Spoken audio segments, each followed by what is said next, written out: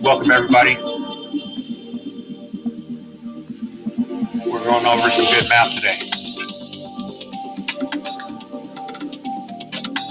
How to find the third angle of a triangle. That's what we're talking about. And I want to remind everybody, if you can, if you want a free tutoring session, email me here at mathprogramteaching@gmail.com. That's mathprogramteaching@gmail.com to get a free tutoring session. And I only ask that you subscribe to the channel. Subscribe to the channel when you get a chance.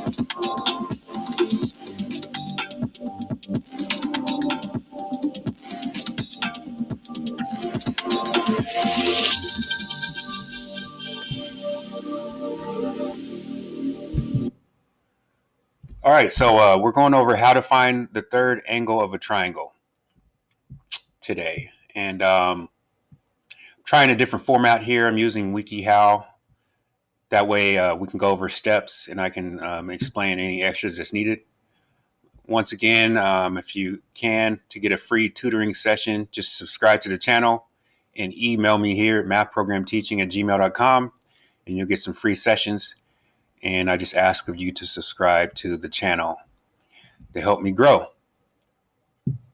So we're going to get this started, how to find the third angle of a triangle. And this is it's much more simple than what you think it is, but I'm going to go over all the steps.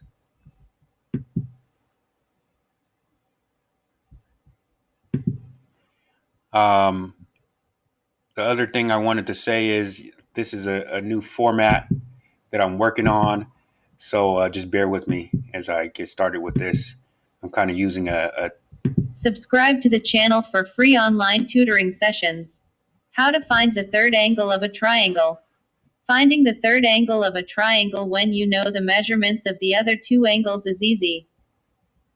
All you've got to do is subtract the other angle measurements from 180 degrees to get the measurement of the third angle. However, there are a few other ways to find the measurement of the third angle of a triangle, depending on the problem you're working with. If you want to know how to find that elusive third angle of a triangle, see step 1 to get started. So I'm going to start at step 1. So what I want to remind you, the rules of a triangle is a triangle has 3 sides, and also a triangle's angles all add up to 180 degrees. You need to remember those rules because they come back again over and over throughout when you get into especially in geometry. So method 1 is using the other two angles to find the third angle. So basically, when you are given 2 angles in a triangle and not given another angle or the third angle, you can find that third angle if you're given the other 2 angles. If you want to know how to find that elusive third angle of a triangle, see step 1 to get started. Method 1, using the other 2 angles. Step 1, add up the 2 known angle measurements. All you have to know is that all of the angles in a triangle always add up to 180 degrees. This is true 100% of the time. So, if you know 2 of the 3 measurements of the triangle, then you're only missing 1 piece of the puzzle. The first thing you can do is add up the angle measurements you know. In this example, the 2 angle measurements you know are 80 degrees and 65 degrees. Add them up, 80 degrees plus 65 degrees, to get 145 degrees.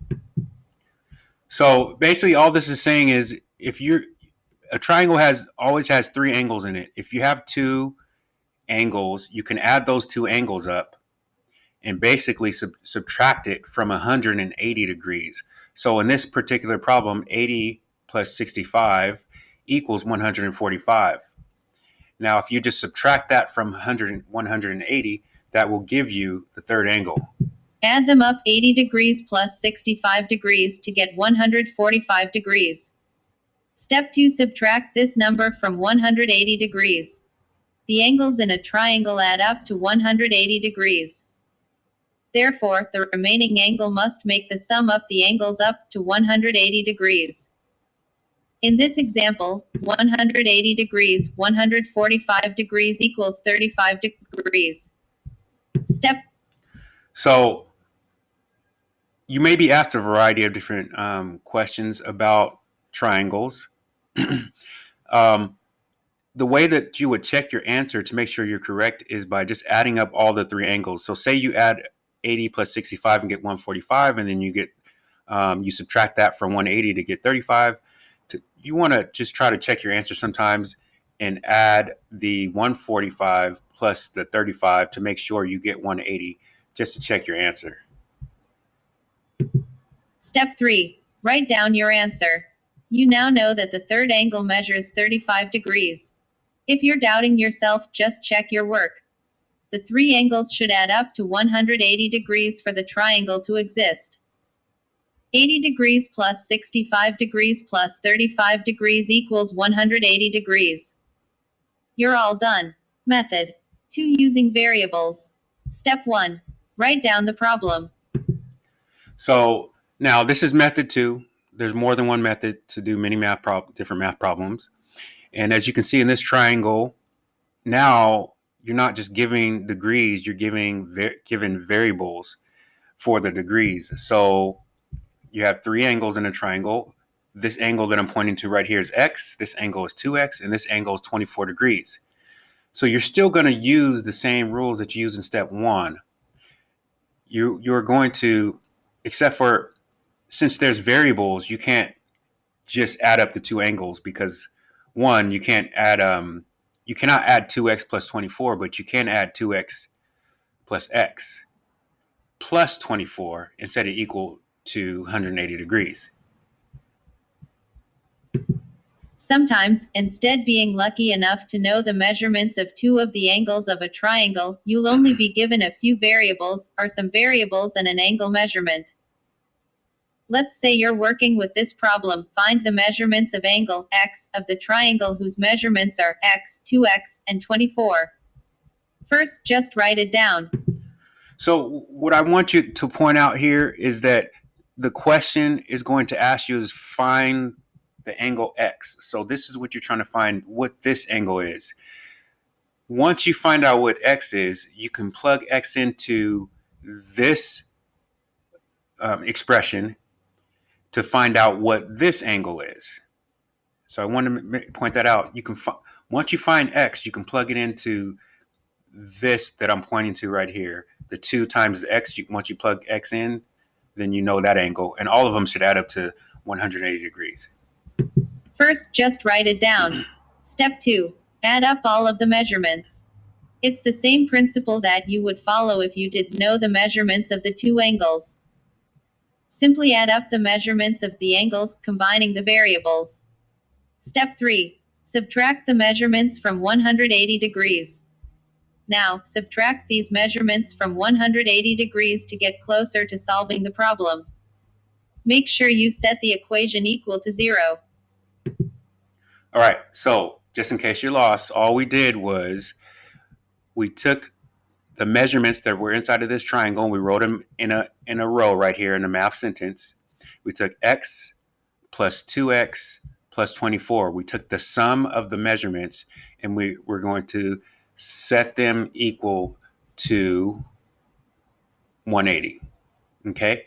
But what happens is, what's happening in this example is this on the left is equal to this on the right because we're just simplifying this.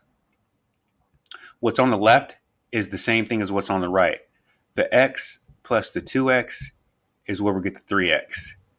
And then we just leave the 24 the same. So this is, a few skills back when we were learning about simplifying equations or expressions.